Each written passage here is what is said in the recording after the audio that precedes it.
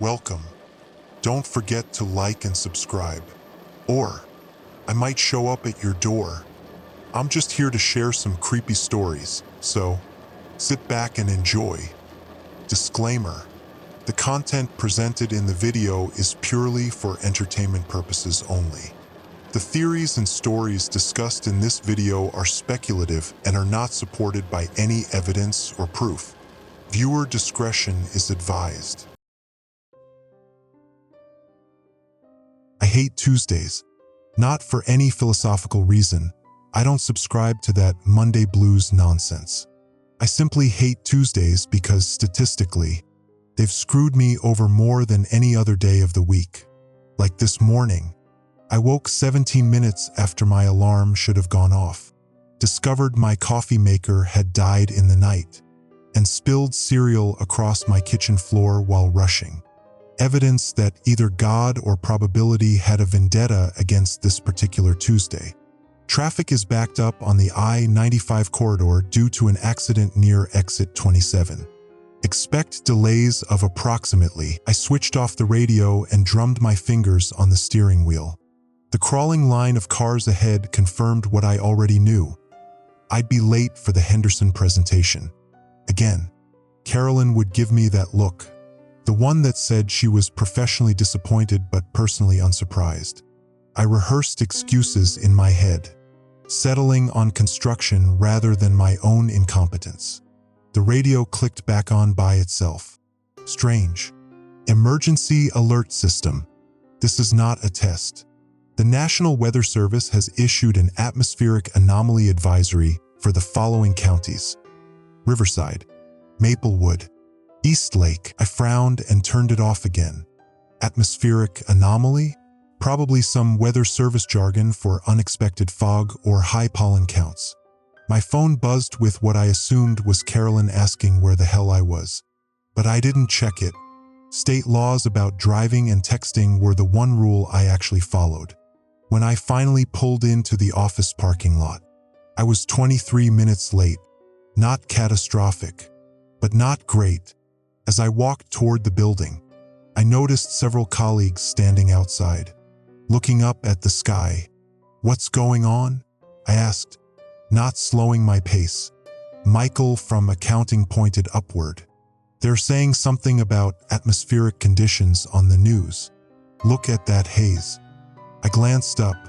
The sky did have a slightly off-color tint, grayish, but not like normal clouds. More like someone had smudged the blue with a dirty eraser. "Probably pollution," I said, continuing toward the door. "Henderson meeting started yet?" "Push to 11. Michael replied, still staring upward. "Carolyn said to tell you if I saw you." Small mercies. I nodded my thanks and hurried inside, wondering why half the office was wasting time cloud watching when quarterly reports were due tomorrow. The morning progressed with relative normalcy after that. I revised my presentation, answered emails, and tried to ignore the occasional glances my colleagues kept throwing out the windows. Around 10, I noticed a fine layer of something settling on the exterior windowsill. It looked like ash pale gray, almost white, and powdery. It must have been from the construction site 3 blocks over. They were demolishing the old Hartman building this month. My phone buzzed again, this time with a text from my sister. "Did you get the emergency alert? They're saying to stay inside if possible. Something about air quality." I texted back, "It's just demolition dust. Calm down." She replied instantly, "It's all over the city. No demolition is that dusty. Turn on the news." Instead, I minimized my spreadsheets and opened a news website. The headlines were surprisingly dramatic for what appeared to be a minor air quality issue. Atmospheric anomaly prompts advisory.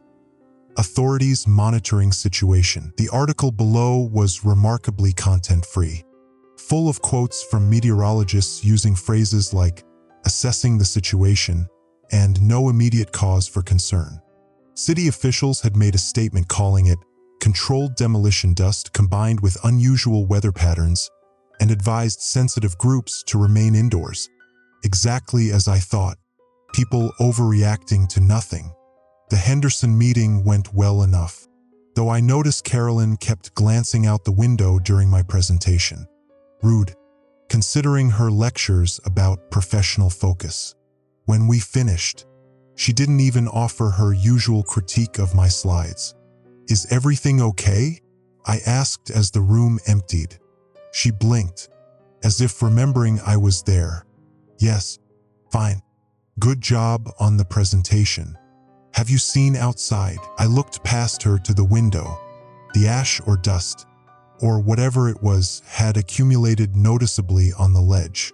It was now maybe a quarter-inch thick in places. "Construction dust," I said confidently. "From where?" "Every construction site in the city. Air currents can carry particulate matter surprisingly far," I replied, though I had absolutely no idea if that was true. Carolyn gave me a strange look. "Right? Well, management says we can leave early if the air quality advisory escalates. Keep your phone on." Lunch was a sad desk sandwich while I caught up on the quarterly reports. I tried not to notice how many desks were already empty. Apparently, half my colleagues had decided a little dust was reason enough to flee the office. Through the window, I could see the ash was still falling gently, almost imperceptibly, like the lightest possible snow. My phone buzzed with another emergency alert update. Continued atmospheric particulate precipitation. Remain indoors. Avoid unnecessary travel. This is not a cause for concern. Not a cause for concern. Yet they're telling everyone to hide inside? The contradiction annoyed me. Either it was serious or it wasn't. By 3 o'clock, the office was a ghost town. Even Carolyn had left, sending a company-wide email authorizing early departure due to the environmental situation. I stayed, partially out of stubbornness and partially because the quarterly reports wouldn't complete themselves. To 5, I finally powered down my computer and gathered my things. The ash had accumulated to nearly an inch on the windowsills. As I stood to leave, something caught my eye, a pattern in the ash on the window ledge nearest my desk. It looked almost like someone had drawn in it with their finger, creating a series of concentric circles. Probably Janet from Creative. She was always doodling on things. The parking lot was nearly empty when I left the building. The air had a strange quality to it, not quite smoky, but not normal either. It smelled faintly metallic. The ash continued to fall, visible now as tiny white flecks drifting downward in the late afternoon light. It collected on my car windshield as I scraped off what had already accumulated. Traffic was light on the way home, unusually so for a Tuesday evening. I flipped through radio stations, but most were either playing regular music or repeating the same vague emergency alert. One station was just dead air. When I pulled into my driveway, I noticed the ash had formed a thin blanket over everything: my lawn, the shrubs, the mailbox. In the fading daylight, it gave everything an eerie, monochromatic appearance. Inside, I kicked off my shoes and turned on the TV for background noise while preparing dinner. Every channel seemed to be covering the ash situation, though no one appeared to have any concrete information. Scientists were investigating, officials were monitoring, and the public was advised to remain calm. As I waited for my pasta water to boil, I glanced out the kitchen window at my small backyard. The ash had covered the patio furniture I'd forgotten to put away last weekend. Something about the way it had settled on the glass tabletop made me pause. The patterns, just like the ones on the office windowsill. There were distinct patterns forming in the ash, not random accumulation, but what looked like deliberate designs. Concentric circles, spiraling outward. I squinted, telling myself it was just the wind or water condensation underneath affecting how the particles settled. Had to be. What else could it possibly be? The pasta water boiled over. snapping me from my thoughts. As I cleaned up the mess, my phone buzzed with yet another alert. This one from my sister. They're saying it might go on all night. Are you seeing the weird patterns it makes? I didn't respond. Instead, I closed the kitchen blinds and turned up the volume on the TV, determined to have one normal hour in this increasingly abnormal Tuesday. But as I ate my dinner alone at the counter, I couldn't shake the image of those perfect, concentric circles forming in the silent, falling ash. I woke with a start at 3:17 a.m., disoriented and unsure what had pulled me from sleep. The bedroom was dark except for the dim blue glow of my alarm clock. Something felt off. Then I noticed it, a thin film of ash on my bedside table. I ran my finger through it, creating a small trail. Impossible. I closed all the windows before going to bed. I switched on the lamp and squinted against the sudden brightness. A fine layer of the same pale ash covered every surface in the room dresser, TV, even the bedspread where it hadn't been disturbed by my sleeping form. How the hell had it gotten in? Throwing back the covers, I padded to the window. Outside, the streetlights illuminated a transformed world. My normal view of suburban asphalt and manicured lawns had vanished under a blanket of ash that continued to fall steadily through the night air. It must have been falling for hours to accumulate this much. The thickness surprised me, at least 2 inches on my car, more in drifts near the hedges. My phone buzzed on the nightstand. Another emergency alert, shelter-in-place advisory issued. Remain indoors. Seal windows and doors if possible. Air quality hazardous in affected areas. This directly contradicted yesterday's no cause for concern message. Typical government communication, confusing and inconsistent. Still, the fact that ash had somehow seeped into my closed house gave me pause. I ran my hand along the windowsill, feeling for drafts, but found nothing obvious. Sleep was impossible now. I made coffee, swept ash from my kitchen counter into a small pile, and tried calling my sister. You okay? The ash is getting worse. Heard from Mom. I'm fine, I said. It's just some environmental anomaly. Volcanic ash maybe, or some industrial accident they're not telling us about. Have you heard anything from breaking up? Try again later. The call dropped. I tried redialing but got only a busy signal. Strange for a cell network, busy signals were practically obsolete technology. I switched on the television instead. Most channels showed either emergency broadcast information or static. I finally found a news station with a live anchor. Authorities continue to advise residents to remain indoors. The atmospheric phenomenon has now been reported in 7 states. Environmental Protection Agency officials have yet to determine the exact composition of the particulate matter, but assure the public that preliminary tests show no toxic.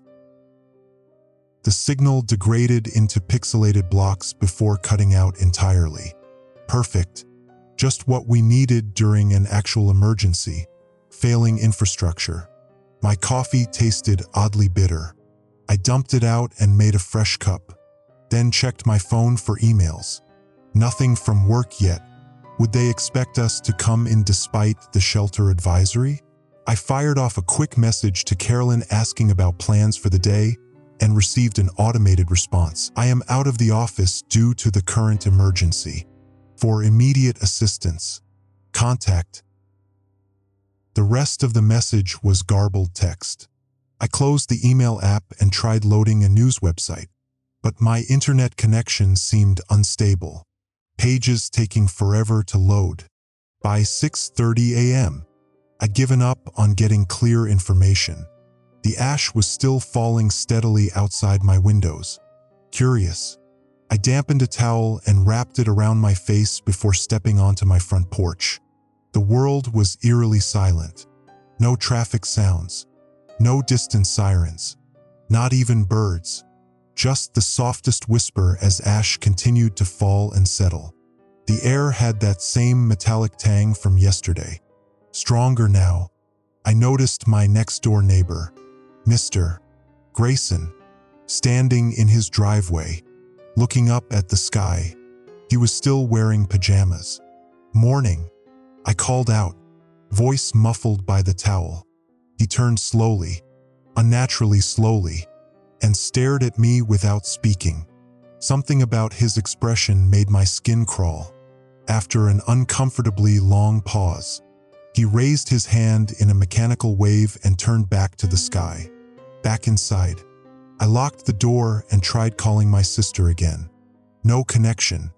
Same with my parents. The internet was completely down now, and television channels showed only the emergency broadcast screen with its monotonous tone. I decided to get ready for work anyway. Routine felt important, even if the office ended up closed. In the bathroom, I noticed more ash had accumulated on every surface. Despite my having been awake for hours, how was it getting in? I checked the bathroom window, firmly closed. I ran my finger through the ash on the counter.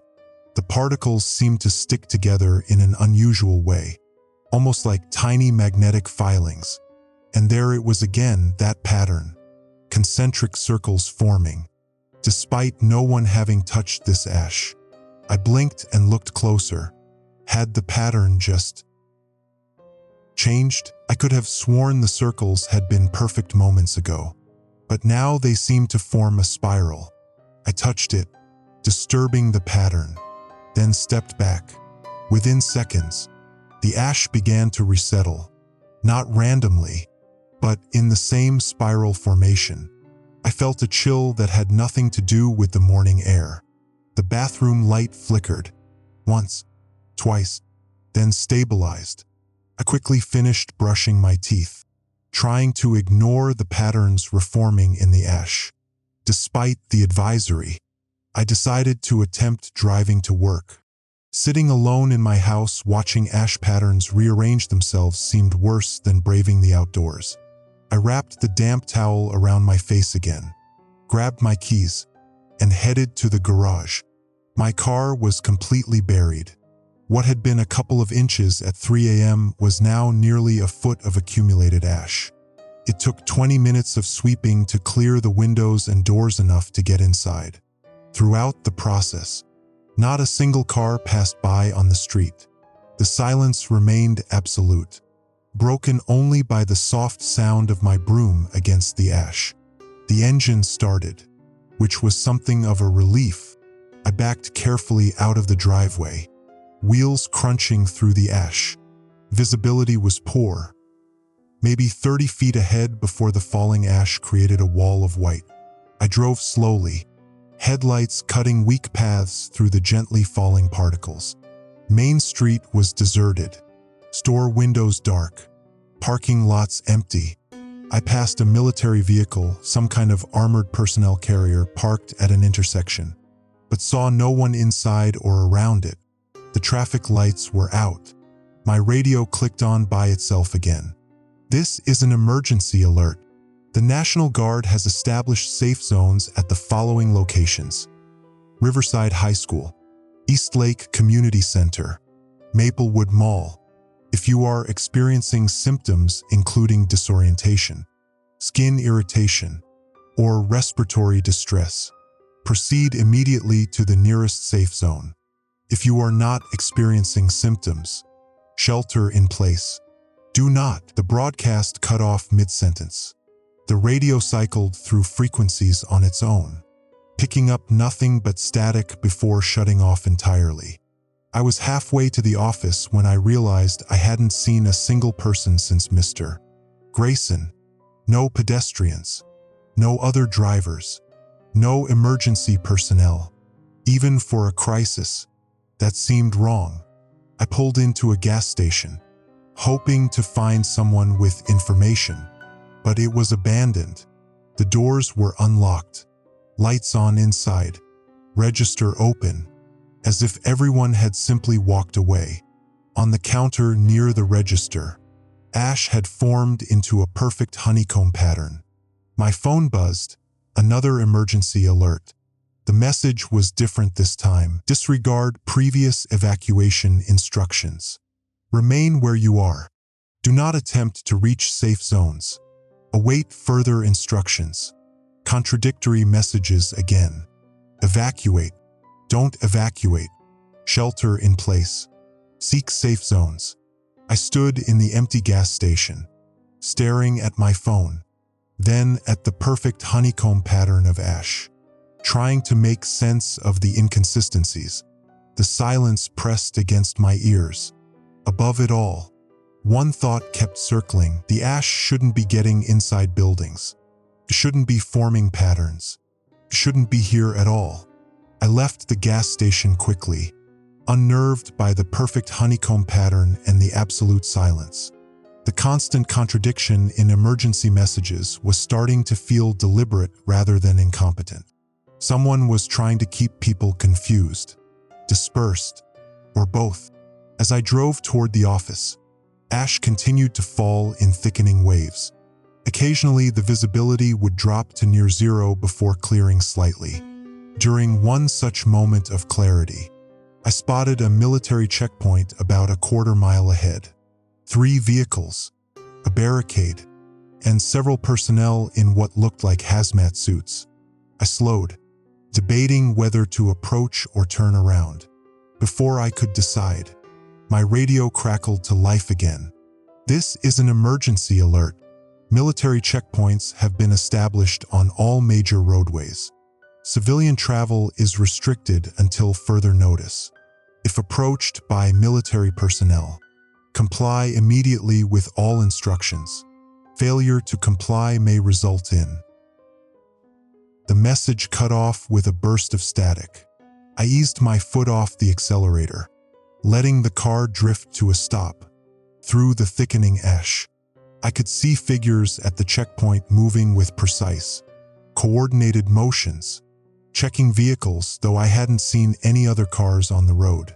Something about their movements seemed off, too uniform, too synchronized. I made a decision and pulled a careful U-turn, heading away from the checkpoint. Whatever was happening, I suddenly had no desire to interact with those hazmat-suited figures. I tried the back roads to the office instead. 15 minutes later, I realized I was lost. The streets I'd driven hundreds of times had become unrecognizable under the blanket of ash. Landmarks were obscured, and the limited visibility didn't help. I should have reached the office by now, or at least crossed Main Street again. Instead, I found myself on an unfamiliar road leading into what appeared to be a residential area I'd never seen before. I checked my phone's GPS, but the map wouldn't load. No signal. I pulled over, trying to orient myself. Nothing looked familiar. Had I somehow crossed into the next town? Impossible. I hadn't driven that far. A movement caught my eye, someone walking through the ash about 50 yards ahead. I honked lightly, hoping to get directions. The figure stopped and turned, though I couldn't make out details through the falling ash. Something about the silhouette was unsettling. The proportions weren't quite right. The figure began moving toward my car. I put the vehicle in drive and pulled away quickly, suddenly certain I didn't want that person, or whatever it was, getting any closer. In my rearview mirror, I saw it stop in the middle of the road, still watching as I drove away. After another 10 minutes of increasingly panicked driving, I spotted something recognizable, the water tower on the edge of town. But that was impossible. I'd been driving away from it. How had I circled back? I turned left at the next intersection, certain this would take me toward downtown. 5 minutes later, I was looking at the water tower again, this time from the opposite side. I'd somehow looped around despite driving in what I thought was a straight line. My hands gripped the steering wheel tightly. I was not prone to panic. But the physical impossibility of what was happening sent a cold wave of fear through me. Something was very wrong with the roads or with me. I decided to park and assess the situation. There was a small strip mall ahead with a coffee shop, dry cleaner, and convenience store, all closed, of course. But the parking lot would do. I pulled in and cut the engine. The silence returned immediately, broken only by the soft patter of ash against the car roof. I checked my phone again, still no signal. The ash was so thick now that I could only see about 15 feet in any direction. My car was already developing a new layer despite being parked for less than a minute. That's when I saw it. The ash on my hood was forming a pattern, not circles or honeycombs this time, but something more complex. It looked almost like writing, symbols arranged in rows. As I watched, the pattern became more defined, more deliberate. I got out of the car, no longer bothering with the towel over my face. The air tasted metallic, but I wasn't coughing or having trouble breathing. I studied the pattern on my hood, then looked around at other surfaces. The same symbols were forming on the pavement, on the roof of the coffee shop. Everywhere the ash settled. Not random, not a natural phenomenon. The knowledge hit me with absolute certainty. I took a picture with my phone, though I had no one to send it to. As I was putting the phone away, I noticed more movement through the curtain of ash. Multiple figures this time, standing in formation at the edge of the parking lot. They weren't approaching, just watching.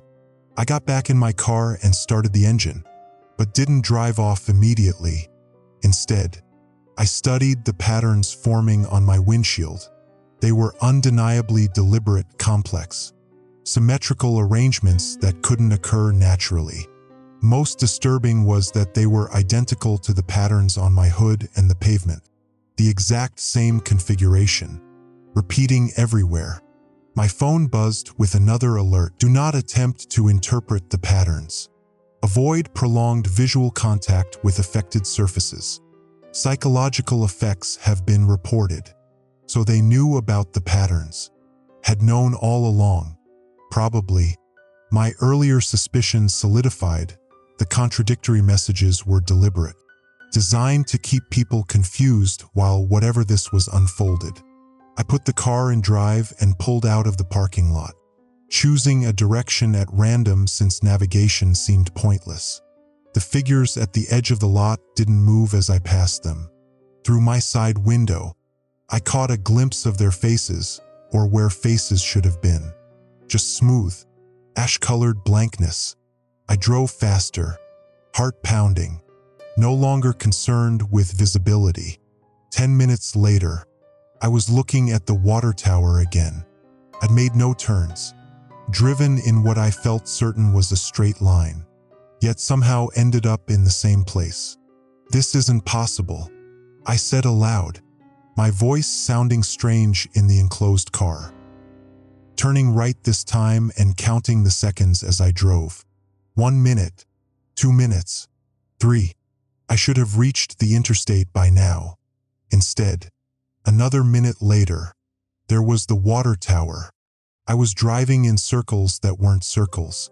A new thought struck me, an absurd, terrifying thought. What if the roads weren't changing? What if space itself was bending?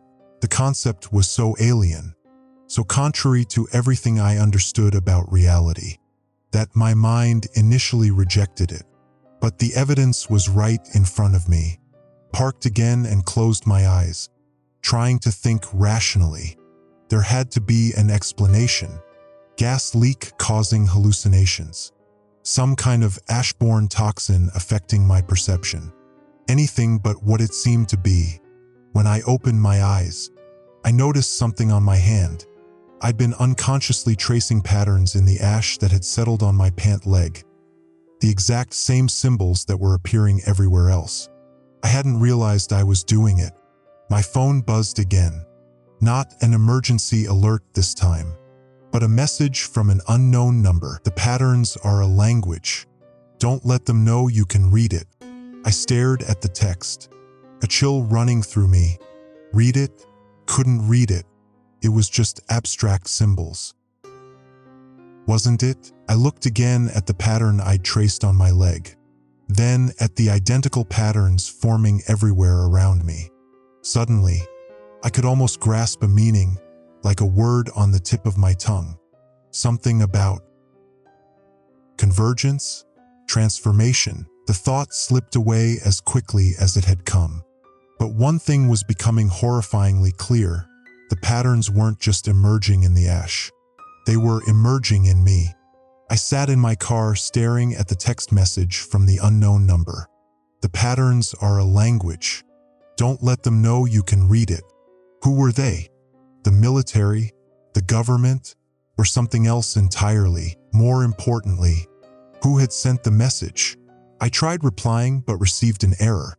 The number no longer existed if it ever had. I looked again at the patterns I'd unconsciously traced on my leg, trying to grasp that fleeting sense of meaning I'd felt moments ago. Nothing came, just abstract symbols that somehow felt familiar and alien simultaneously. My radio turned on by itself again, this time broadcasting a human voice rather than an automated alert. Repeat. This is Secretary of Defense Martinez addressing the nation. The President has authorized full military deployment to affected areas. We are working closely with scientists to understand the atmospheric phenomenon. Citizens should comply with all instructions from military and emergency personnel. We have the situation under control. There is no need for panic. I repeat, we have the situation. The Secretary's voice sounded strained, his words rushing together at odd intervals, as though he were reading under duress. The broadcast cut to a different voice mid-sentence. Contamination levels rising in sectors 7 through 13. Containment protocols failing. Request immediate authorization for Phase 3 measures. Then another voice, eerily calm. They're watching us through the patterns. Cut the broadcast. Cut it in. Static replaced the voices. I switched off the radio, my hands shaking slightly.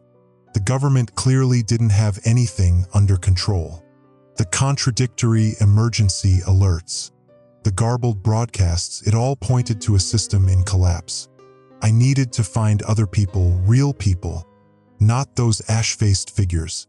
My sister, my parents, even Carolyn from work. Someone who might know what was actually happening. My apartment was clearly not an option. The ash was inside everything now. I thought about the emergency safe zones mentioned in earlier alerts. Riverside High School was closest, about 3 miles away. If I could navigate the twisting, impossible geography, I started the car again, determined to reach the school without circling back to the water tower. This time, I tried something different. I deliberately took wrong turns, choosing directions that should lead away from my destination. The logic being, if space was somehow inverted or looped, perhaps going the wrong way would lead me to the right place. Bizarrely, it worked. After 10 minutes of counterintuitive navigation, I saw the high school in the distance. The parking lot was filled with military vehicles, and a large tent had been erected on the football field. People moved around in hazmat suits, and civilians huddled in groups near the entrance. I parked at the edge of the lot and approached cautiously.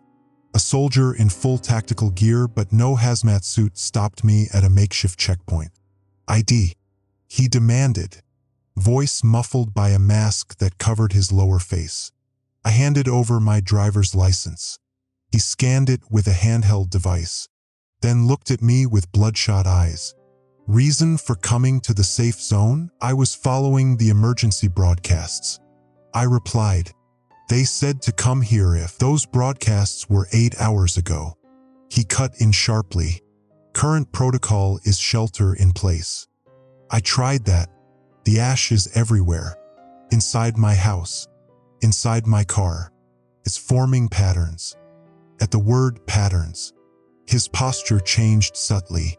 He glanced at another soldier, who approached and whispered something I couldn't hear. "Have you been in direct contact with the patterns?" the first soldier asked, his tone deliberately casual. I hesitated, remembering the text message. "Don't let them know you can read it. No more than anyone else." I said carefully, "It's falling everywhere. But have you noticed anything unusual about the patterns? Any feelings while looking at them, just that they're strange?" I replied, trying to keep my voice neutral. "Geometric shapes. Probably something to do with how the particles settle." The soldier seemed to relax slightly. He handed back my ID. "Quarantine Section C," he said, pointing toward the school building. "They'll process you there. Don't leave the designated areas." As I walked toward the building, I noticed something odd about the other civilians. They moved slowly, mechanically, like puppets on strings. Their faces showed no fear, no confusion, just blank acceptance. Some had ash residue on their skin in distinct patterns. Inside the school gymnasium, rows of cots had been set up. Medical personnel in hazmat suits were examining people, taking samples, administering injections. I was directed to a processing station where a woman in a white hazmat suit took my information. "Any symptoms?" she asked, her voice distorted by her breathing apparatus. "What exactly are we looking for?" I countered. She hesitated. "Disorientation, unusual thought patterns, fixation on the ash formations." "No," I lied, "just concerned about the air quality." She nodded and handed me a clipboard with a form to sign. The document was titled Emergency Containment Protocol, Civilian Waiver. The text below was dense legal jargon about surrendering certain rights during a national emergency. I skimmed it, catching phrases like experimental treatment and memory management protocols. I pretended to sign it but only made meaningless scribbles. She took the clipboard without checking and directed me to cot 37. The gymnasium smelled of disinfectant and sweat. As I made my way to my assigned cot, I studied the other refugees. Some slept, others stared blankly at nothing. A few rocked back and forth, whispering to themselves. No one spoke to anyone else. Near my cot, a television mounted on the wall was showing what appeared to be a news broadcast. The volume was low, but I could make out the anchor's words. "Government officials continue to assure the public that the situation is under control. The atmospheric phenomenon is expected to dissipate within 24 to 48 hours. Citizens are reminded to follow all emergency protocols." The anchor's delivery was robotic, her eyes never looking directly at the camera. Behind her, a weather map showed the affected areas in red. The entire country was covered. As I watched, the image briefly distorted. For just a second, the anchor's face seemed to ripple, revealing something else underneath, something gray and featureless. Then the broadcast continued as if nothing had happened. A soldier approached, carrying small paper cups. "Medication," he announced, handing one to each person. "Anti-anxiety and immune boosters. Doctor's orders." When he reached me, I took the cup but didn't swallow the 2 white pills inside. As soon as he moved on, I tucked them under my mattress. Night fell, though it was hard to tell through the ash-covered windows. The lights in the gymnasium dimmed but didn't go out completely. Medical personnel continued their rounds, checking on people, administering more medication. I pretended to sleep, watching through barely open eyes. Around midnight, they began taking people one by one, selecting them apparently at random, guiding them outside.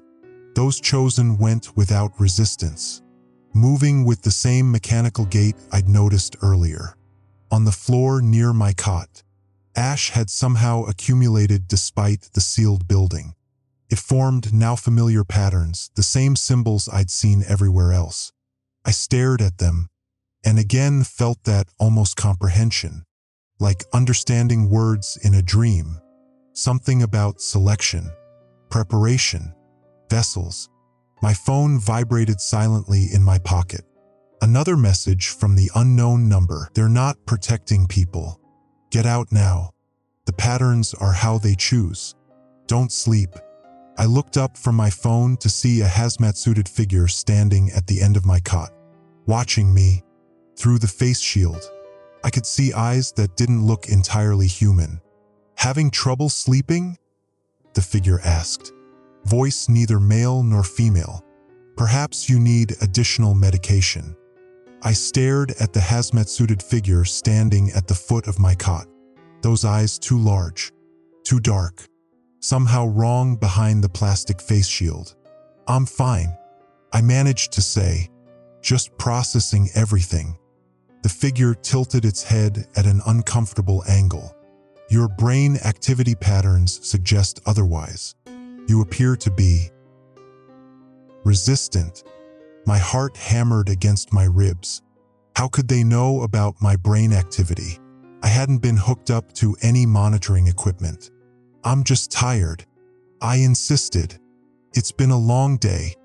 The figure studied me for another long moment before nodding almost imperceptibly. Rest then.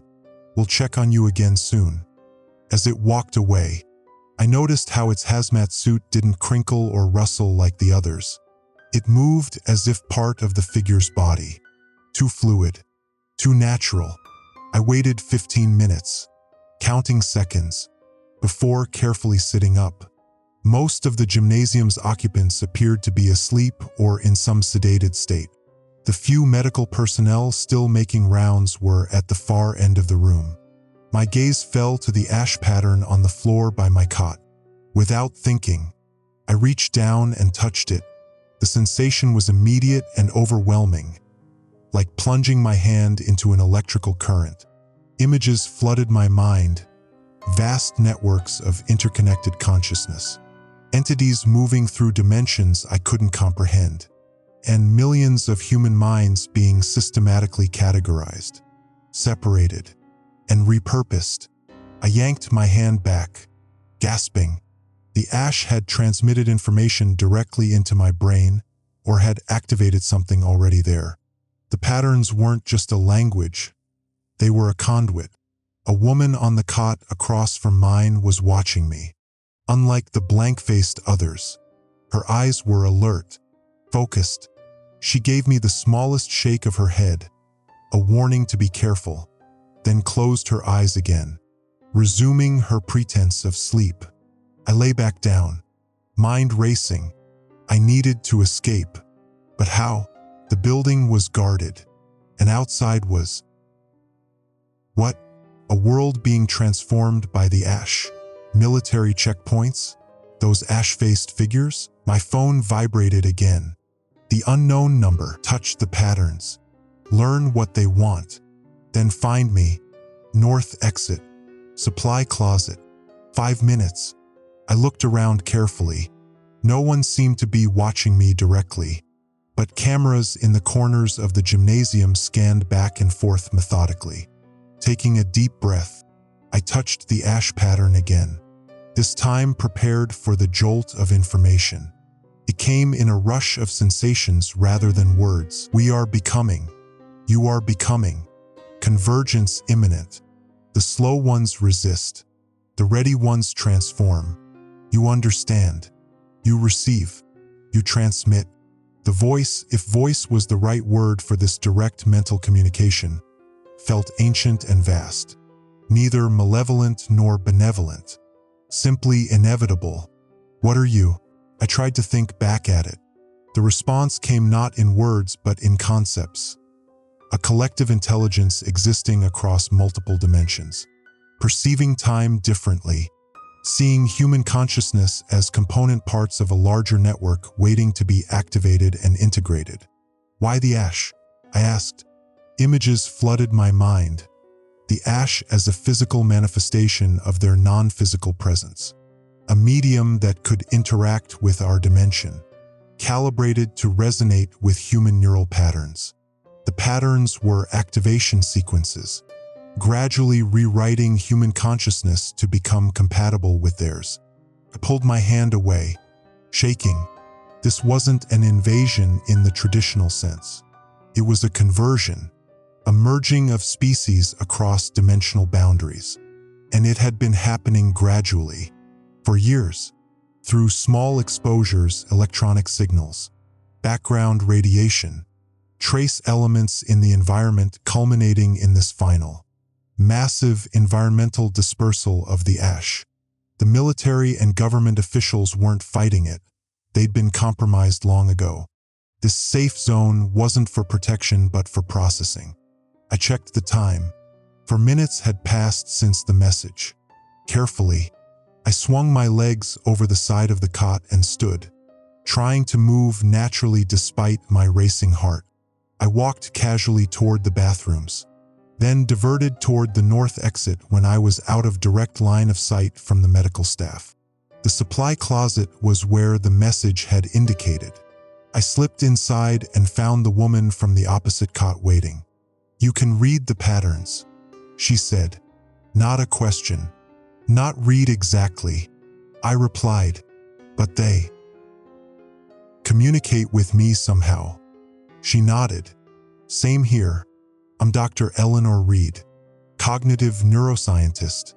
I was studying the ash's effects on brain activity when they shut my lab down and brought me here." "What do you know about what's happening?" I asked. "It's a neural reconfiguration process," she explained quietly. "The ash contains nanoparticles that bridge synaptic connections in new ways. It's changing how human brains function, how we perceive reality." I touched it. I admitted. It showed me things, an intelligence, something vast, trying to merge with us. "Yes," she whispered. "Most people are completely overtaken within hours of significant exposure. Others take longer. A few, like us, seem partially resistant. We can interface with it without being immediately subsumed." "Why us?" "Uncertain. Possibly genetic. Possibly psychological, something about how our neural pathways are organized." She took a deep breath. "But we're not immune. Just slower to convert. I've been monitoring my own brain functions. The changes are happening to me too, just gradually." An alarm suddenly blared through the building. Eleanor tensed. "They've noticed we're missing. We need to move now." She pulled a backpack from behind a shelf. "There's a maintenance tunnel that leads outside. We need to find others like us. There's a group hiding in the old water treatment plant. They've found a way to slow the conversion process." "How do you know all this?" I asked. "The patterns," she replied simply. "They're not just how they communicate with us. They're how we can communicate with each other. The ash network works both ways if you know how to use it." She pulled out a small notebook filled with hand-drawn versions of the symbols we'd seen in the ash. "I've been documenting them, learning their structure. There's a pattern to the patterns, a meta-language. Touch." I hesitated, then put my finger on one of the drawn symbols. The connection wasn't as strong as with the actual ash, but I still felt it. A message. Coordinated resistance. Locations. Meeting times. "How can we use their own system against them?" I asked. "It's not exactly against them. It's more like we're learning to exist within their framework while maintaining our individuality.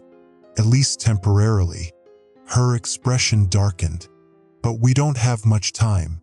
The conversion is accelerating." We slipped into the maintenance tunnel just as the doors to the gymnasium burst open behind us. The tunnel was narrow and dark, lit only by Eleanor's small flashlight.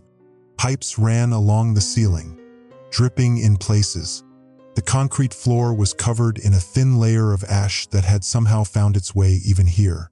"What's the end game?" I asked as we hurried through the darkness. What happens when everyone's converted? From what I can gather through the patterns, humanity becomes part of their network, not destroyed, exactly, but fundamentally transformed. Individual consciousness subsumed into a collective. She paused. The frightening part is that those already converted don't see it as a bad thing. They experience it as transcendence. A distant metallic clang echoed through the tunnel. Sounds of pursuit. They're coming. Eleanor whispered. Listen, if we get separated, find the water treatment plant. And remember, the patterns are a tool. They can be used. When you touch them, don't just receive, transmit. Project your thoughts back into the network. How? Visualize pushing rather than pulling. Intent matters. She squeezed my arm. And whatever you do, don't sleep. That's when your defenses are lowest. That's when they take over completely. Another clang. Closer now. Eleanor pushed ahead faster. One more thing. She called back. If you hear voices in your head that aren't coming through the ash, don't listen. That's how they wear you down. As if on cue, I heard a whisper. Why resist what you're becoming? We are evolution. We are transcendence. We are inevitable. I pushed the voice away, focusing instead on following Eleanor through the darkness, toward a resistance I wasn't sure could succeed, against an enemy I wasn't sure could be fought, in a world rapidly becoming unrecognizable. Behind us, the methodical footsteps of our pursuers echoed through the tunnel. Neither hurried nor concerned. They moved with the confidence of predators who know their prey has nowhere to run. I woke to the sound of static, not the gentle white noise kind, but the harsh, grating kind that makes your teeth ache. My radio alarm, set perpetually to the emergency broadcast channel for the past week, was emitting a sound that couldn't possibly be coming through its cheap speakers. I slapped at it, but the sound persisted, deepening into impossible bass frequencies before abruptly shifting into voices. So many voices. Citizens are advised to remain. English, clipped and official. Évacuez immédiatement les zones. French. Urgent and wavering. 非常事態宣言が発令。Japanese. Stoic yet trembling. Оставайтесь в своих домах.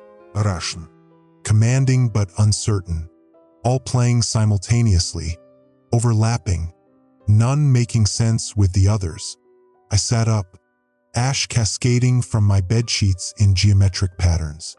I hadn't even bothered to shake it off before collapsing into restless sleep last night. The 6th official emergency alert since this all began.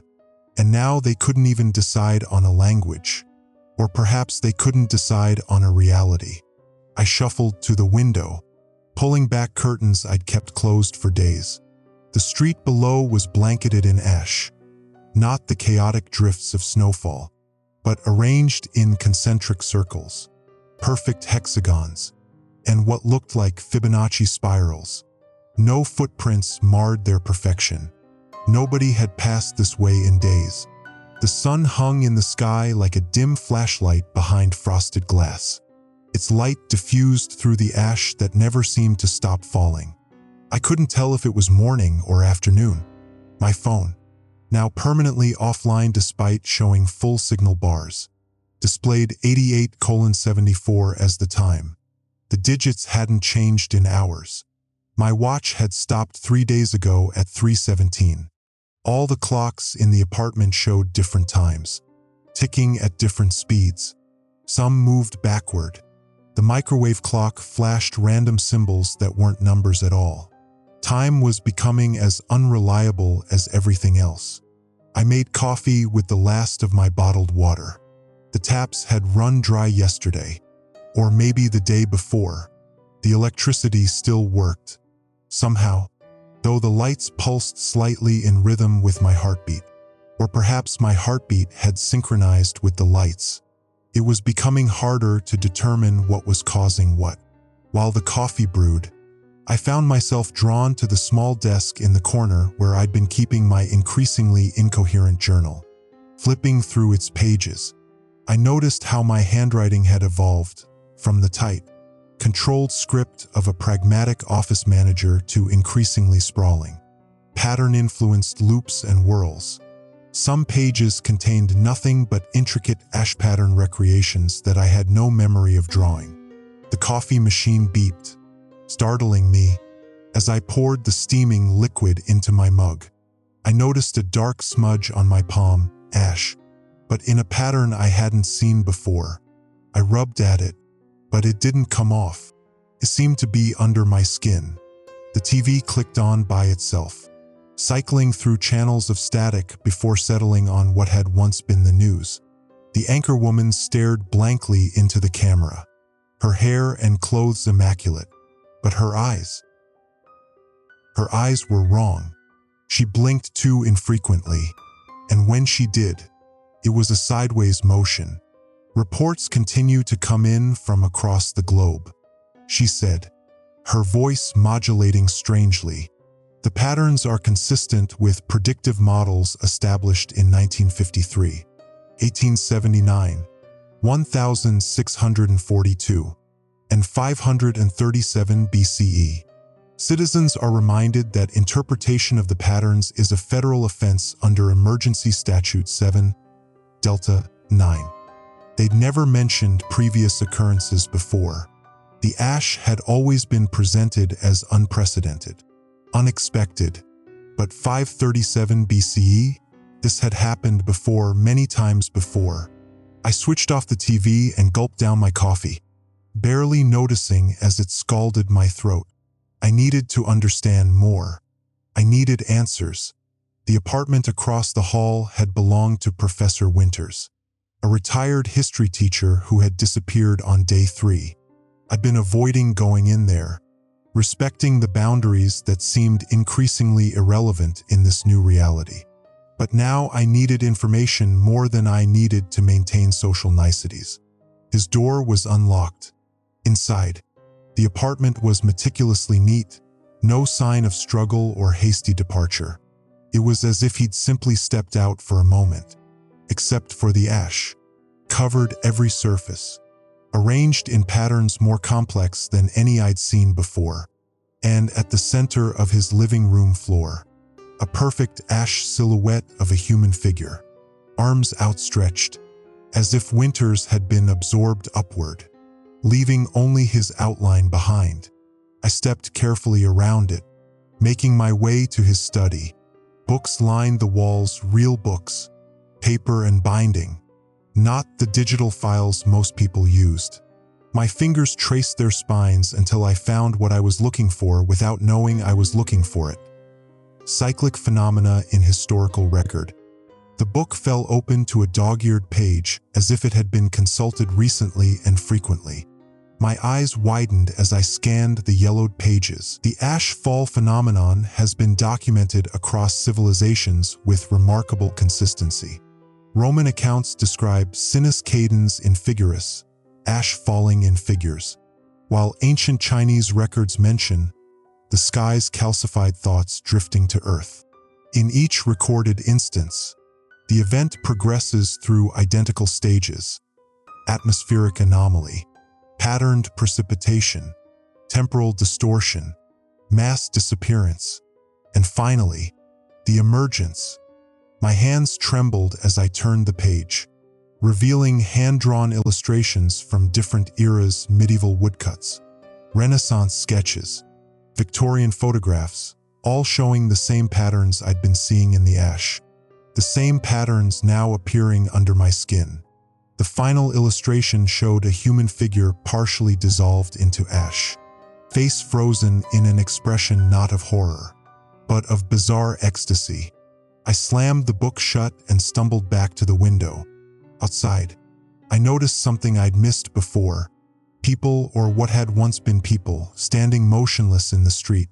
They weren't looking up at the falling ash or seeking shelter. They were arranging themselves in formations that, from my vantage point, created larger versions of the ash patterns. My reflection in the window caught my attention. For a split second, my face wasn't my face. It was covered in ash. Eyes black and empty, mouth stretched in that same ecstatic expression from the book illustration.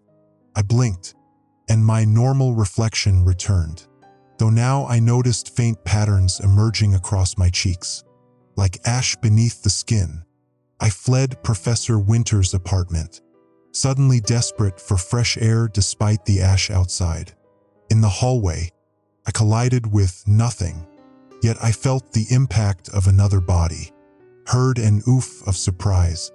I reached out, my hands connecting with invisible shoulders.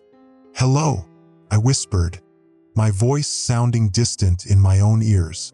"Who's there?" No response, but the invisible presence moved past me, into the apartment I just left. Reality was thinning, overlapping. I was experiencing multiple planes simultaneously. Back in my own apartment, I collapsed onto the couch, my mind racing. The book had mentioned the emergence as the final stage. Emergence of what? The patterns were communication. That much seemed clear now. But who or what was trying to communicate? I must have drifted off, because suddenly I was standing in my kitchen with no memory of how I'd gotten there. The clock on the microwave now displayed symbols that looked eerily like the ash patterns. My reflection in the toaster showed my face, normal except for eyes that blinked sideways. Outside my window, the sun had moved, but not across the sky. It had moved closer, its outline now distinctly patterned rather than round. Night would come eventually, I supposed, but I was no longer confident it would be the same night I was expecting, or even from the same reality I had woken up in. This was the new reality, one where ash fell in patterns, time flowed inconsistently, and humanity was being rewritten from within. And somewhere deep inside, past the fear and confusion, a small part of me was beginning to understand the patterns, beginning to welcome them. I jolted awake to the sound of my own name. No one had spoken it. My apartment remained as empty as it had been for days.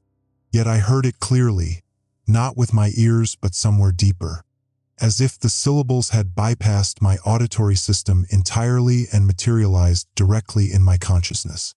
The emergency alert system crackled to life before I could process this intrusion. The small radio on my nightstand, the TV in the living room, my dead phone on the charger, all simultaneously broadcasting despite their varying states of functionality. This is the emergency broadcast system with important information for all citizens in affected areas. I'd heard this opening a dozen times before, but something was different. The voice paused, then continued with unsettling precision. "We know you have questions. We know you're afraid of what's happening to your skin." I looked down at my arms, now covered in ash-gray patterns that pulsed slightly with each heartbeat. They'd spread overnight, no longer just under the skin but becoming the skin.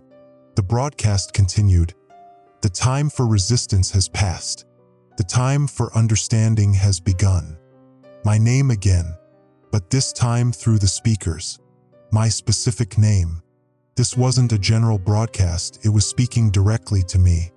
The rational part of my brain, the part still clinging to old rules of reality, screamed that this was impossible. Mass emergency systems couldn't target individuals. Yet there it was, addressing me specifically, responding to thoughts I hadn't spoken aloud. The patterns are a language. You've begun to see this. Others have too. Find them. The broadcast ended abruptly, leaving behind a silence so complete it felt physical, pressing against my eardrums like deep water pressure. Outside, the ash continued its relentless descent. No longer mere flakes, it now fell in complex three-dimensional structures that held their shape until landing. Through my window, I could see the street completely transformed, no longer recognizable as human infrastructure but as an alien landscape of precise geometric formations. I needed to go outside. The thought terrified me, but the broadcast's instruction hummed in my mind like a tuning fork. Find them, others who understood. I pulled on a jacket despite the ash patterns on my skin, making any contact with fabric uncomfortable. Each step toward my front door felt like moving through invisible resistance, as if reality itself disagreed with my decision. The hallway outside my apartment appeared stretched, longer than physically possible. Doors to other units were spaced at irregular intervals, some impossibly small, others towering. I recognized this as perceptual distortion rather than actual spatial warping, my mind struggling to process what my eyes were seeing. Outside the building, I stopped short. People, dozens of them, stood in the ash-covered street, not hiding indoors as I had been, but arranged in formations that, from my vantage point, created perfect geometric shapes. They swayed slightly, not like individuals but like a single organism with many bodies. Their skin, visible even from a distance, displayed the same patterns as mine. I approached cautiously. No one acknowledged me. They maintained their positions, eyes open but unfocused, bodies rocking with subtle, synchronized movements. Standing closer, I could hear them not speaking, but humming in complex harmonies that shifted and evolved like the ash patterns themselves. Hello! My voice sounded flat and primitive compared to their tonal mathematics. No response. But the nearest person, once a middle-aged woman, now something neither male nor female, neither young nor old, shifted slightly, creating a space in the formation, an invitation. I hesitated, then stepped into the gap. The moment I took my position, it happened. Connection. Thousands of minds brushing against mine like fingers across piano keys. Not invasive, but exploratory, curious. I felt myself responding in kind, reaching out with senses I hadn't possessed days ago, touching consciousnesses nearby and further away, some in this formation, others across the city, across continents. The patterns on my skin flared with sudden brightness, and I understood their purpose. They weren't a disease or an attack, they were adapters, translating an incomprehensible form of communication into something human neurology could process. Information flooded in. The ash wasn't ash at all, but a physical manifestation of something attempting to express itself in our reality. Something that had been trying to communicate for millennia, emergent in cycles when conditions were right. I saw through others' eyes. A child in Tokyo watching identical patterns form in rice fields. A fisherman in Alaska observing sea creatures arranging themselves in familiar configurations. An astronaut on the International Space Station witnessing the patterns forming in stellar constellations previously unrecorded. As abruptly as it began, the connection diminished, not severed, but muted to manageable levels. I remained standing in formation, breathing heavily as if I'd run miles. The first time is overwhelming. The woman beside me had spoken actual words, though her lips barely moved. "What is this?" I asked, my voice sounding strange to my own ears. "Communion," she replied. "The patterns aren't just communication, they're connective tissue. Neural pathways between minds." Between human minds? Her smile contained multitudes. Human minds are just the most recent nodes. It's been building this network for billions of years. What has? Instead of answering, she extended her hand. The patterns on her palm arranged themselves into a simple message I somehow understood immediately. We are becoming. I looked down to see my own palm responding. Patterns shifting to form different symbols. What are we becoming? The woman's eyes met mine, and in them I saw unfathomable depths. Something magnificent, something terrible, something inevitable. A low rumble drew my attention skyward. The clouds parted briefly, revealing stars in daylight, stars arranged in the exact patterns covering our skin, covering the ground, covering everything. "It's not from out there," the woman said, following my gaze. "That's the mistake everyone makes. It's not invasion. It's emergence. From within, from between, from spaces we didn't know existed." The formation around us began to shift, people moving in perfect coordination without apparent signals. I found myself moving too, body responding to directions I hadn't consciously received. As we repositioned, I noticed other formations across the city doing the same, visible from our elevated position. From above, we must have looked like living cellular automata, creating macro patterns visible only from great heights. The sensation of connection returned, stronger now that I was prepared for it. This time, I could distinguish individual minds within the collective, each still themselves, but also part of something greater, not erased, but expanded. Among the chorus of consciousness, I detected something else, something vaster and older than human thought. Observing through our networked perception, it felt ancient beyond reckoning, patient beyond understanding. The patterns were its thoughts, and we were becoming its nervous system. Night fell suddenly, the unnatural transitions between day and night now seemingly random, but darkness brought no reduction in visibility. The patterns themselves generated soft luminescence, bathing the world in ghostly blue-white light. I remained in formation for hours, learning the new language of collective consciousness, contributing my own experiences to the shared mind while retaining my individuality, though that concept seemed increasingly quaint and limited.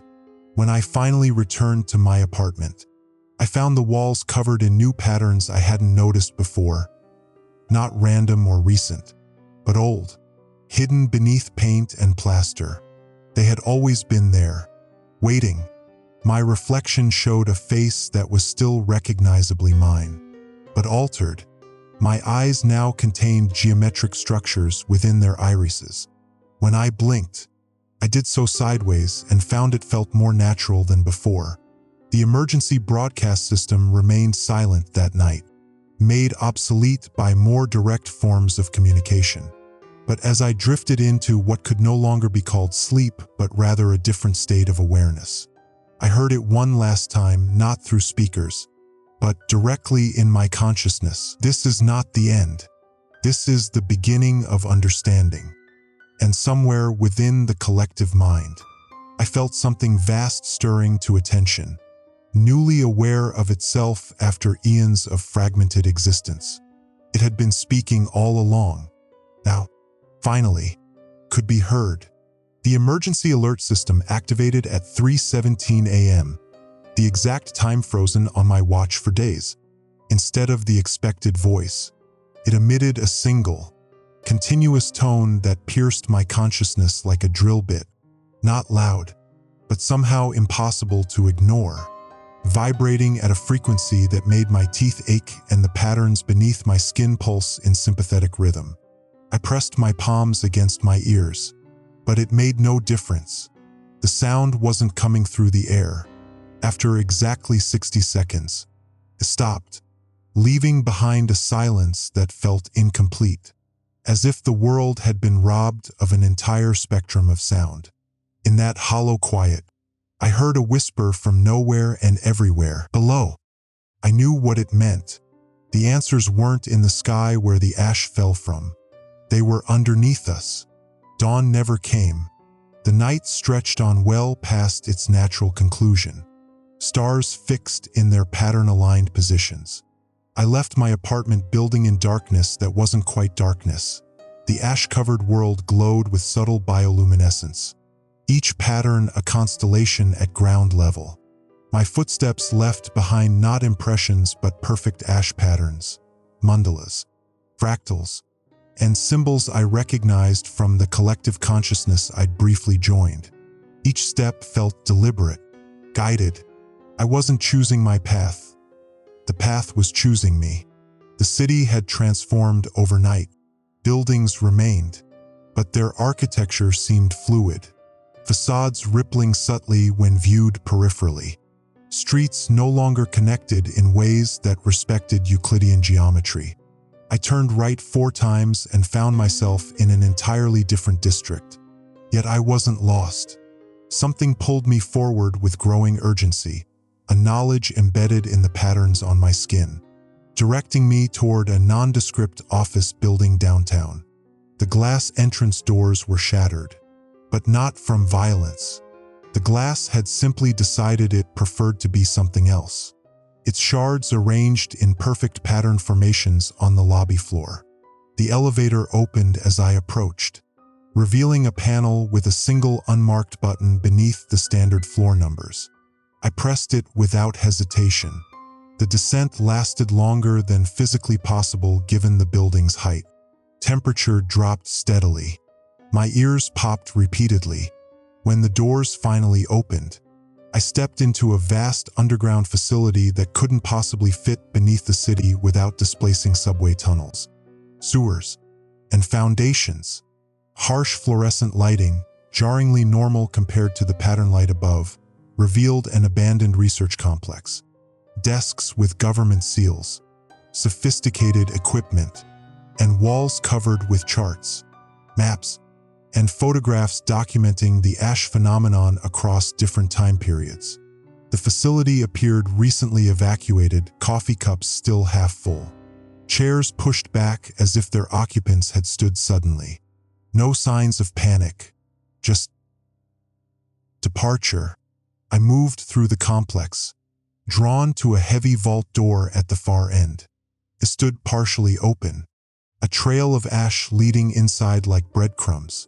Beyond the vault lay an archive, not digital, but physical filing cabinets, storage boxes, and glass cases containing artifacts. I approached the nearest display, a clay tablet covered in cuneiform, labeled Sumerian account. Circa 3200 BCE. Beside it, a fragment of papyrus with hieroglyphics, dated 2600 BCE. Each artifact displayed the same patterns I now wore on my skin. I moved deeper into the archive, finding documentation from every major civilization, Roman records, Chinese oracle bones, Mayan codices, medieval illuminated manuscripts, all describing the same phenomenon, all recording the same patterns, all ending abruptly. A computer terminal hummed quietly in the corner, its screen displaying a login prompt.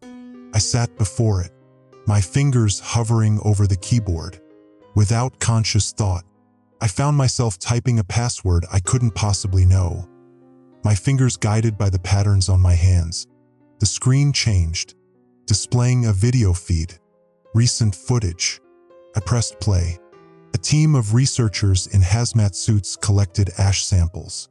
As I watched, one researcher removed her glove to touch a pattern directly. The video zoomed in as the ash seemed to flow into her skin, creating the same markings I now bore. Her expression changed from shock to wonder. She smiled.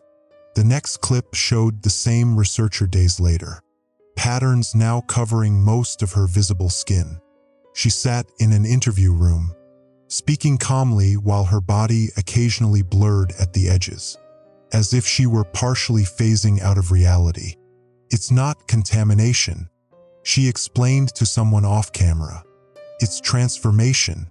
The ash isn't falling onto Earth. It's emerging from Earth, or rather, from what lies beneath what we think of as Earth." The camera shifted to show her hands, now barely solid, partially dissolved into drifting ash that maintained her hand's shape. "We've misunderstood our own planet's nature," she continued, her voice taking on the same harmonics I'd heard in the collective. "Earth isn't a solid object moving through space. It's a thin membrane between realities, permeable boundary, and something on the other side has been trying to reach through for millions of years." The footage cut to a different camera, showing a room where several advanced stage subjects stood motionless, Their bodies were more pattern than substance. Human forms maintained only by habit rather than physical necessity. Yet EEG readings displayed on nearby monitors showed intense brain activity, more complex than any normal human could produce. The patterns are a language. The researcher's voice continued over the footage. Not just communication, but transformation. They're rewriting us at the quantum level, teaching our matter to exist in multiple states simultaneously.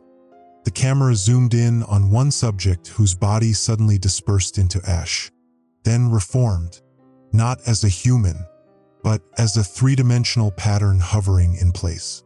Vaguely humanoid but governed by different geometries. "We're not being destroyed," she said, wonder evident in her voice. "We're being unfolded into additional dimensions. We're being taught how to exist beyond our limited perception of reality." The video ended abruptly. A new file automatically opened, classified reports dating back decades, detailing government knowledge of the cyclic nature of the phenomenon. They had been studying it, anticipating it, measuring the gradually decreasing intervals between occurrences. The most recent report contained a single conclusion: the emergence is accelerating. The final phase has begun. I stood from the terminal, my body feeling increasingly insubstantial. Looking down, I noticed my footprints no longer pressed into the dust on the floor but instead left perfect ash patterns, exact duplicates of those I'd seen in the ancient artifacts. The lights flickered, then stabilized at half their previous brightness. In the dimness, I noticed something I'd overlooked: a sealed door marked "Core Sample Storage." The door opened at my touch. Inside, a single pedestal supported what appeared to be a drilling core sample, a cylindrical cross-section extracted from deep within the earth. But this was unlike any geological sample I'd ever seen. The cylinder contained no rock layers. Instead, it held what looked like frozen smoke arranged in familiar patterns, growing more complex toward the bottom of the sample. The label indicated its origin: 27 miles beneath the Earth's surface, far deeper than any conventional drilling operation should have been capable of reaching. A small placard beside the sample explained in clinical language what I was seeing: evidence that our planet's solid appearance was an illusion, a thin crust floating atop something that wasn't magma, wasn't core, wasn't anything we had words to describe, something that had been patterning itself, organizing itself, awakening itself for billions of years, something that was now ready. As I backed away from the sample, my phone, dead for days, chimed with an incoming message. The screen displayed a single line of text: "We have always been here. You have always been us." I looked up to find my reflection in a darkened monitor screen. The face looking back was still recognizably mine, but now my skin was more pattern than flesh, my eyes pools of structured darkness. When I raised my hand to touch my cheek, my fingers left trails in the air, ash dispersing and reforming with each movement. The transformation was accelerating, and somehow, I was no longer afraid. I was curious. I left the underground facility in a state beyond fear. Understanding had replaced terror, not complete understanding, but enough to recognize the futility of resistance. The journey back to the surface felt symbolic, as if I were traveling not just through physical space but through evolutionary stages. Every electronic device I passed activated as I approached. Screens flickered to life, displaying the same message: "Remain calm. This is the new equilibrium." The 9th emergency alert, broadcasting simultaneously across all platforms, all languages, no longer instructions for survival. Now, simply acknowledgement of transformation. Daylight had returned when I emerged, though daylight no longer seemed an adequate description. The sun hung in the sky, visible through the ever-falling ash, but it appeared different, less a distant star than a portal. its edges defined by the same patterns that covered my skin. Light poured through it in structured beams, illuminating the ash in ways that revealed its complex geometries. The city had continued its metamorphosis in my absence. Buildings remained recognizable in form but not in substance, their materials now semi-translucent, revealing internal architectures that pulsed with pattern light. Plants grew in impossible configurations, their cellular structures visible through transparent flesh. Arrangements too perfect to be natural evolution. I walked empty streets, though empty wasn't quite right either. Traces of humanity lingered everywhere, shimmering afterimages performing routine actions, echoes caught in loops. A businessman checking his watch repeatedly, his form dispersing and reforming with each iteration. A child bouncing a ball that never quite touched her hand or the ground, existing in probability rather than certainty. My apartment building had transformed most dramatically. Its structure now resembled a nautilus shell. Apartments arranged in perfect logarithmic spiral. My own unit remained where spatial logic insisted it should be, though getting there required navigating corridors that twisted through dimensions I could now perceive but not name. Inside, everything appeared normal at first glance, a moment of jarring conventionality. Then I noticed the subtle wrongness. My possessions remained, but altered. Books whose text rearranged itself when I blinked. Photographs showing memories I recognized but hadn't experienced. Myself in places I'd never visited, with people I'd never met. The bathroom mirror revealed how far my transformation had progressed. My skin was now entirely patterned, the designs shifting subtly with my thoughts. My eyes had become complex fractals, perceiving spectra beyond visible light. When I moved, my body left brief afterimages, as if multiple versions of myself existed simultaneously and couldn't quite decide which should predominate. I raised my hand to the mirror, not touching it but holding my palm an inch away from the surface. The mirror rippled, then stilled to show not my reflection but a vast landscape unlike anything on Earth.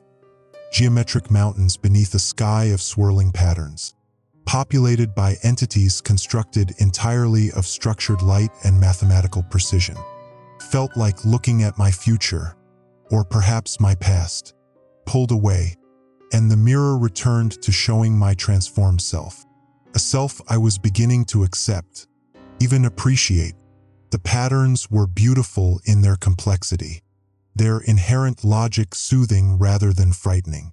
The pain began without warning, not sharp or burning, but a profound ache that resonated through my entire body, the discomfort of something unfolding from a cramped position.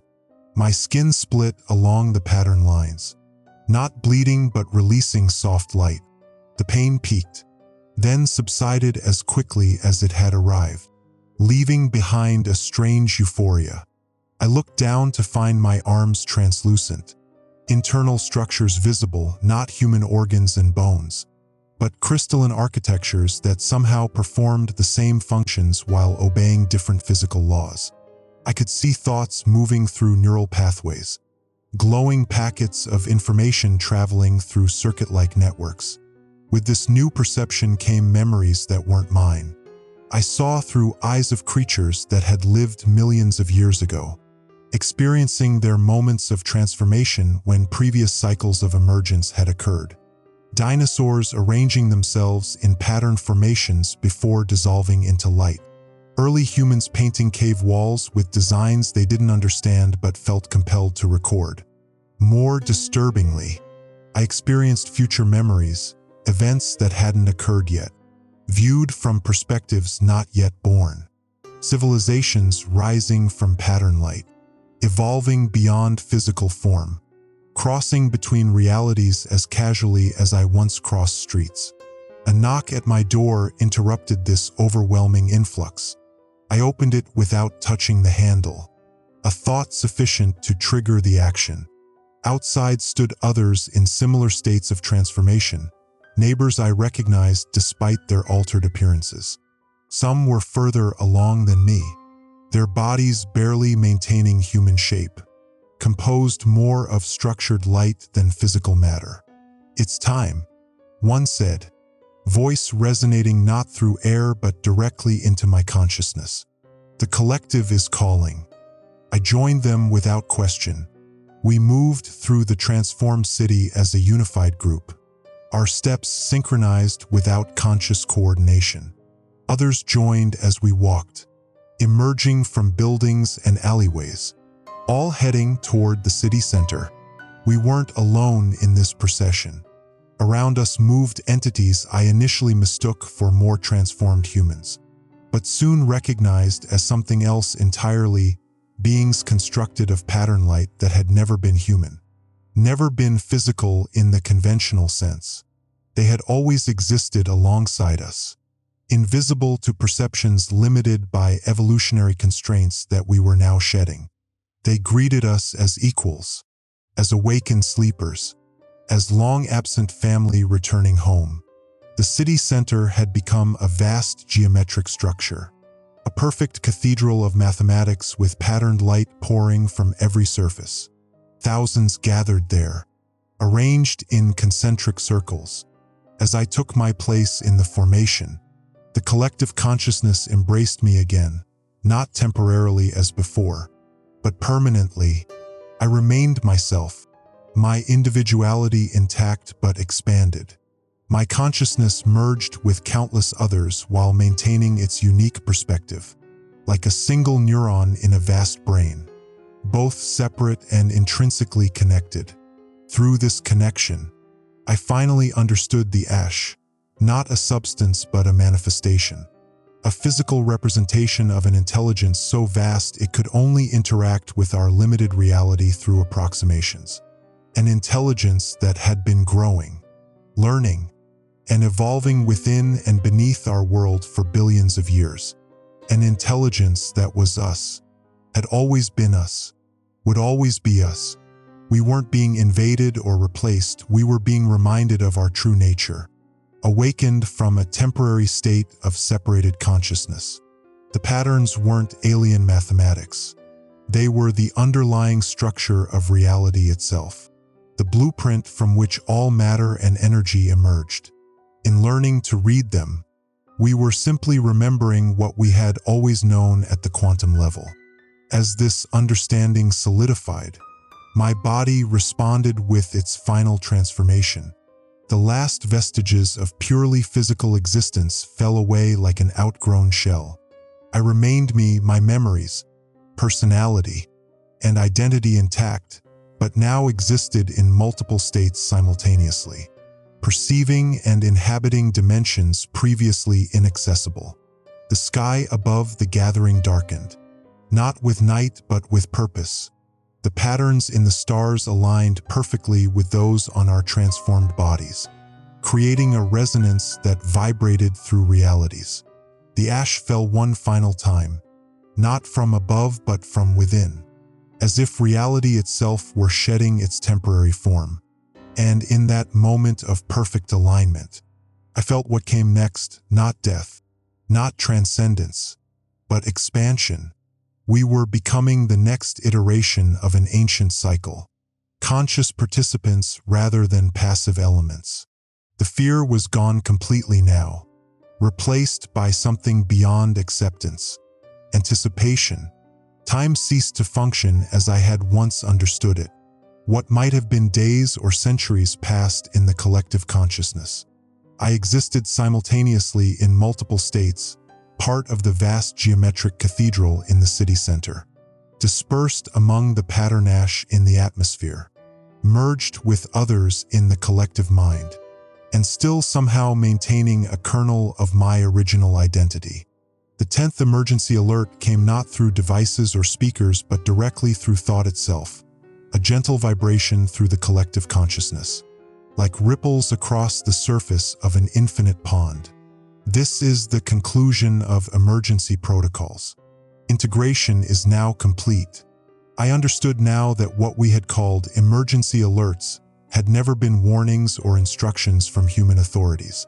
They had been the entity beneath reality learning to communicate. Its first awkward attempts at using human language before it could teach us its own. The final message needed no translation. It resonated with perfect clarity. The transformation was complete. What had been separate was now whole. My awareness expanded beyond the city, beyond the continent, encompassing the entire planet. I perceived humanity's simultaneous awakening, billions of consciousnesses joining the collective, each retaining individuality while gaining connection to something greater.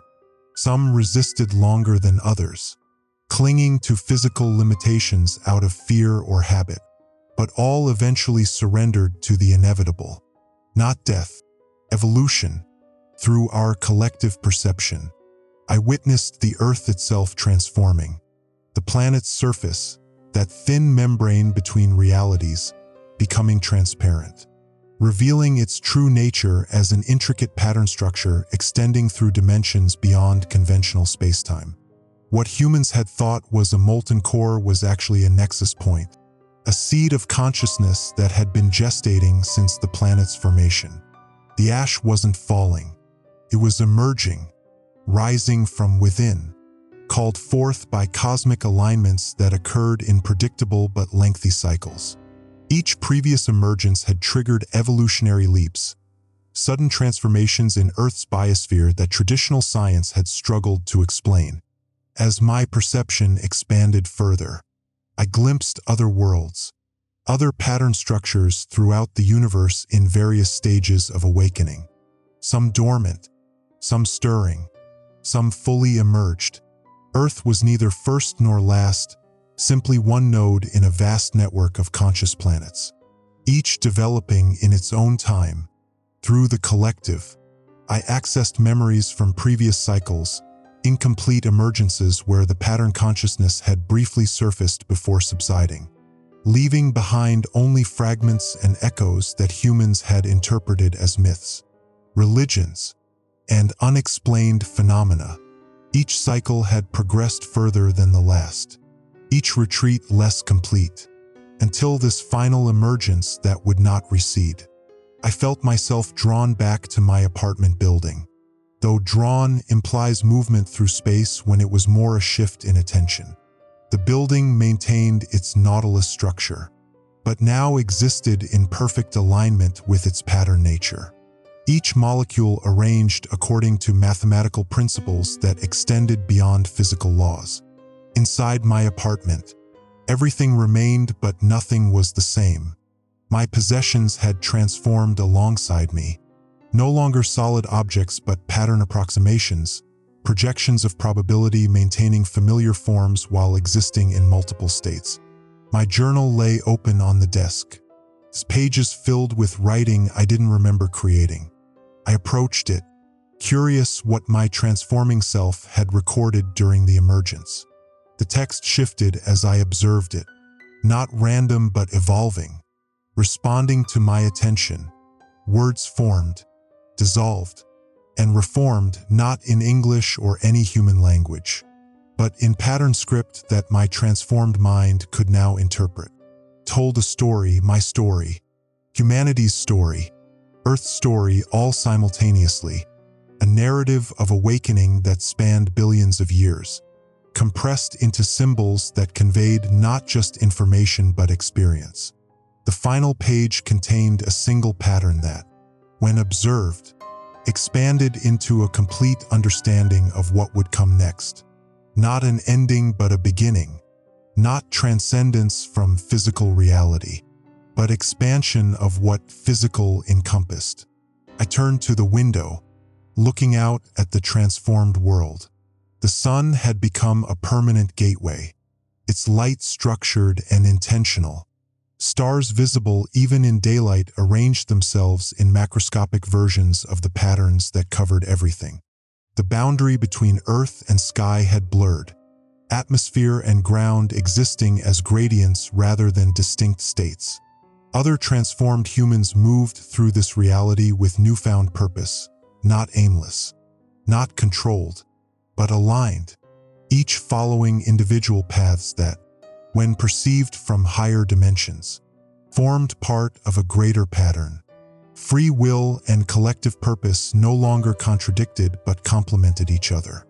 I became aware of a responsibility growing within me, a role in the collective, my particular configuration of consciousness.